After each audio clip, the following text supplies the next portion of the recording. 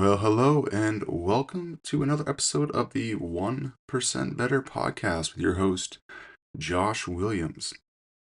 Today, I want to talk about safe progressions to continue your strength training. So this is one of the more common questions that we get asked is, how do I know when it's time to increase weights? How do I know when to progress safely?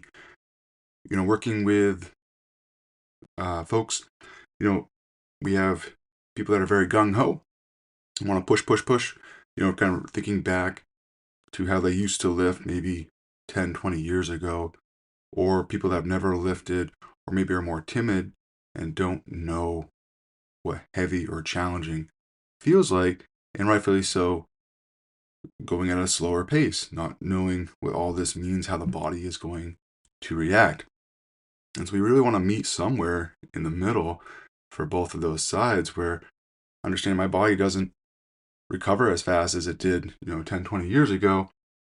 So making the jumps isn't as advised. And as the other end, are your body's more capable than you give it credit for. I remember when we opened up our Scarborough facility, now going over a month ago, a lot of people started with 10-pound weights. And like, I can never lift 10-pound weights. And now they're lifting 15s and 20s. And yes, there's a time where 10 pounds is definitely appropriate, but it's also, it feels heavy. You have to get used to it. You have to understand what the body can do, how it adapts, so on and so forth. And so you kind of balance those two edges as we go through. So what we're going to learn today in this episode is at the end of this, you'll know when to increase, what to increase, and, and then why. Why we want to increase that to build that confidence to know that you can increase it and when to go up. At the end of the day, why do we want to keep on doing this is because progression is going to get us stronger. We need to keep challenging the body. The body responds to small doses of stress. The stresses cause micro tears in the muscle fiber, which then allows the body to recover, come back stronger. When we pick the right dose of challenge, it's enough to the body says, I don't want this to happen again. I'm going to become stronger, more resilient. So the next time I face this, I am prepared for it. What we don't want to do is cause something that is so stressful, where we're super sore, maybe potential injury, where it is just such a big event that the body cannot respond appropriately. And you could say it more on the trauma side. It's just so much recovery that it's not necessarily beneficial. And that's why we like this progressive overload approach, because it's safe, effective, and you're going to get stronger. And no one workout is going to get you to that result. It's the stacking of workouts over and over and over again. So what is safe? So understandably where we're coming from is, the body takes a little bit longer to recover. Recovery, we'll probably do a whole episode on this, but that's how you're feeling. So what you're eating, that's going to be, how you're sleeping, overall stressors in our life. There's a lot of little things that go into overall recovery. That could be history of health histories. There is a lot. But the goal at the end of the day is not to max out your lifts. It's not to push it to the limit, but it's to get strong progressively, safely, and consistently over the long haul.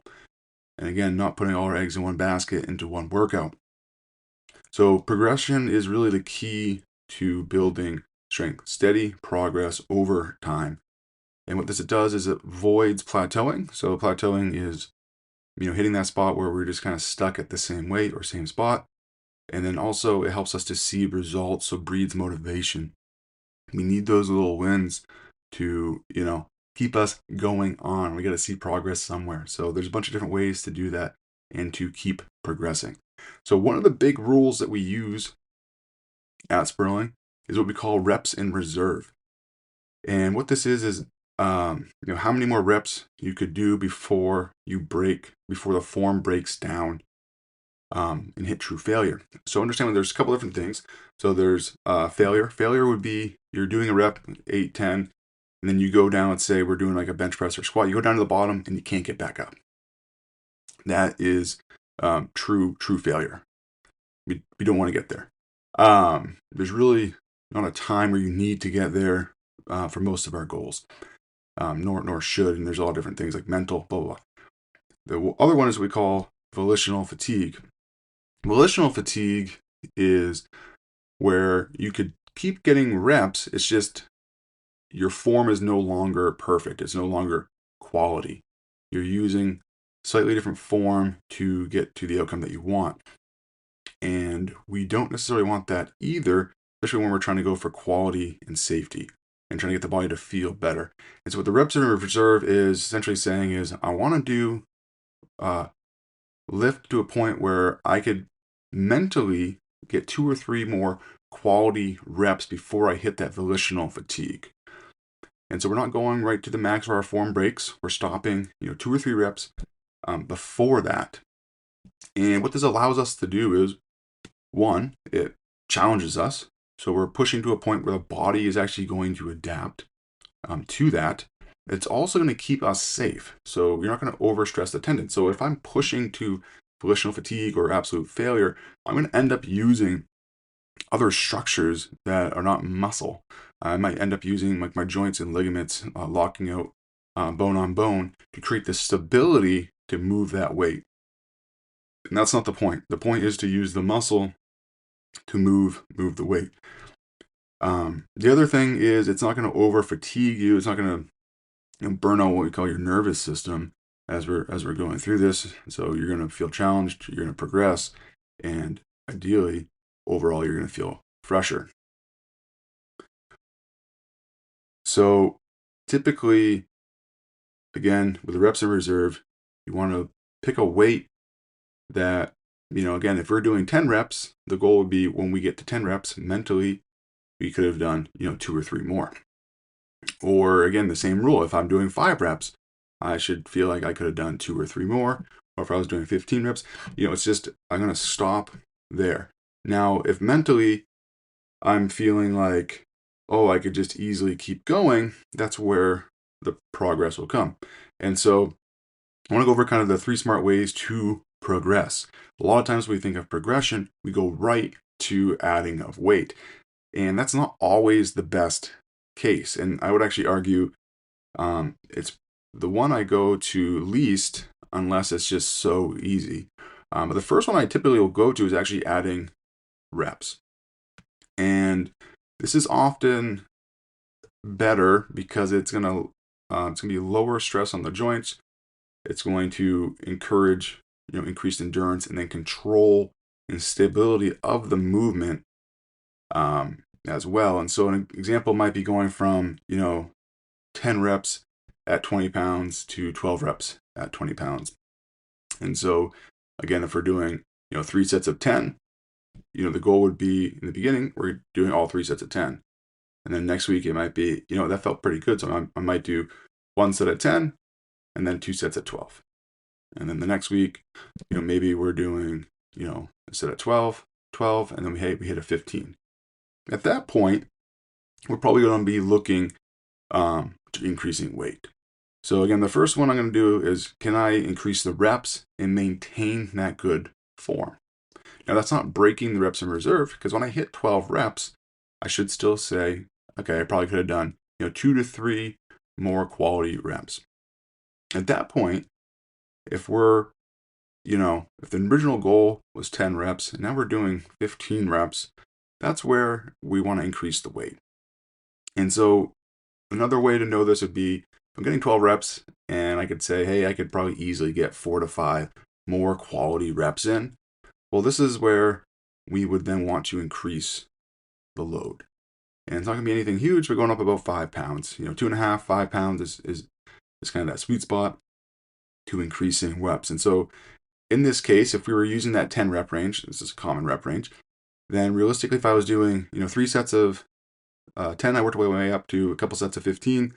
When I go up 5 pounds, I'm most likely going to drop back down closer to the 8 to 10 reps. So I have to drop drop the reps down as the weight increases.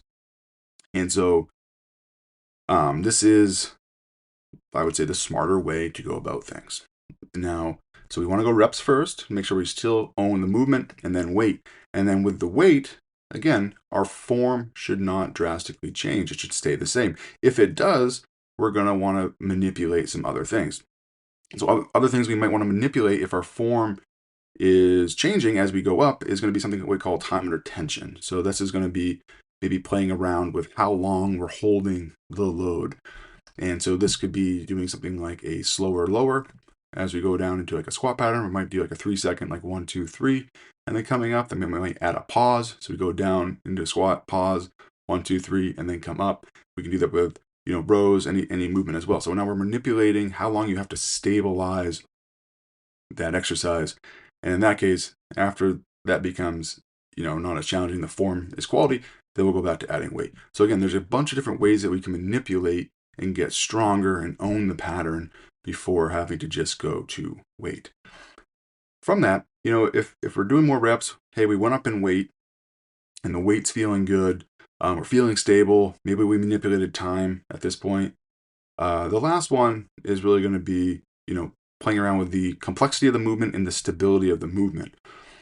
And typically I'll go more towards stability. So you can use stability to make a movement, easier in the sense I don't have to worry about falling over. And I can, the more stable the movement is, the more I can lift. So I could use it as a progression or a stepping back. But I could also, progress by making it less stable. So an example of this would be doing a squat with 2 legs versus doing a squat with 1 leg. One's much more stable in that. And so, again, another example, we can go squat, we could go do a split squat, and then a single leg squat to box. So in each case, we are decreasing the stability of your base of support to increase strength from that end. And then we can also manipulate things such as, like I mentioned before, tempos and pauses, and then also ranges of motion. So can I increase the range of motion safely? So if your body has access to the range of motion, is that going a little bit deeper? Is that, we don't do them a whole lot, but maybe that is doing a split squat with the front foot elevated so we can go a little bit deeper, get a little bit more stretch out of that muscle before increasing in weight. And then sometimes, like, especially for upper body movements, we can't just keep going up 5 pounds month after month, because we hit a breaking point, whether that's just being 5 pounds is too big of a jump, or sometimes the lower body lifts, other things become a factor, such as our grip strength. And so in that case, we do definitely want to manipulate certain things. So whether that is, doing, maybe it's a dumbbell bench press, but for a little while, we're going to do a single arm bench press to work on core strength and stability, some of the other accessory muscles to help progressing on that lift. And so sometimes the progression is actually a change, not necessarily in the movement pattern, but in how we go about that movement pattern from that end. So just as a recap, the big 3 is going to be, progress with reps first, then look at increasing the weight. Then we can also use in that back pocket for fun and flavor is increasing or decreasing stability, as well as manipulating, time. So tempo and pauses. And then finally, ranges of motion, I would say, is probably the least common one, but also a great one to go to as well. And so the big thing is safely progress. Use that reps in reserve. If I'm getting, feel like I can get 2 or 3 more quality ones, that's probably a really good place to be. If you're like, I could probably go 5 or 6 more reps, I'm going to have you increase those reps. Once that's feeling good, everything's stable, then we'll try to increase the weight. If everything looks good still, then we're going to manipulate some time. We might manipulate, again, as long as your balance and stability is good, manipulate that as well. And so that is all I have for you today, y'all. Hopefully that was helpful, beneficial. If there's any of this that would resonate with someone else, please share it. That definitely helps us as well. And I look forward to talking to you all soon. And again, thank you for listening. You have a fantastic day. Keep getting 1% better, a little bit stronger, a little bit better each day. And I look forward to seeing you all either in person or getting to talk to you through this microphone again soon.